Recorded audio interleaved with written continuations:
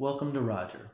In today's video, I'm going to be covering how to add images from the web application from the carrier perspective.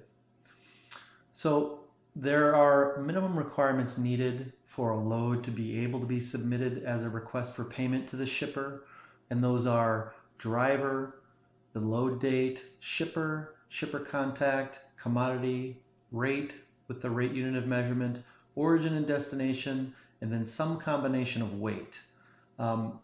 You either can enter an origin weight and a destination weight, or one or the other.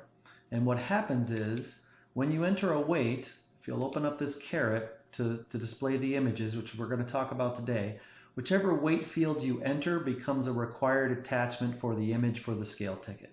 So in this case, I have an origin weight entered. I'm going to go ahead and click this red origin ticket icon to bring me up a file selector.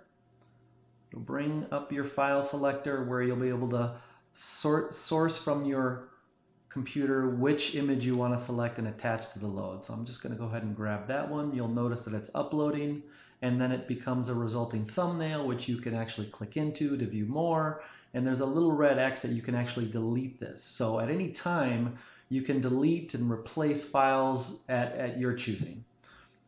So this one, now having an origin weight and all the other necessary minimum requirements, I can actually select this load, and since it's a non-integrated shipper, the Generate Invoice button will appear. And what this will do is I'll click Generate Invoice, it'll ask me for, or it'll automatically generate an invoice number which I can replace, and then populate the user email address that's associated with this so I can submit it to myself and then forward it on to the appropriate shipper. Same thing for integrated carriers, which the second one is.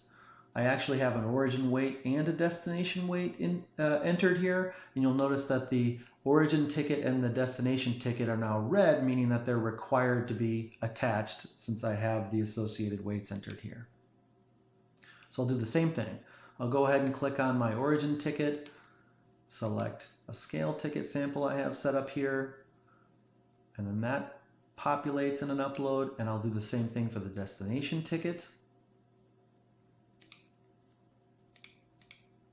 And I have the option of also attaching any other relevant documentation, such as rejection ticket or a bill of lading or any other material or documentation that the shipper is going to want as you present to them a payment request. Same thing happens here. It brings you up to the file selector, and I can select whatever image I want.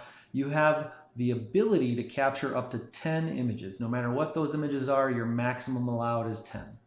So now this one, meeting all the requirements, is also ready to be submitted. I'll just simply check it here, and you'll notice that my submit loads through this integrated shipper is active, and I can simply click it and it'll distribute it out to that shipper. So that is how you use the images. Attach them, delete them, replace them, whatever you want to do. It's very similar to any other file upload that you'd find on the web.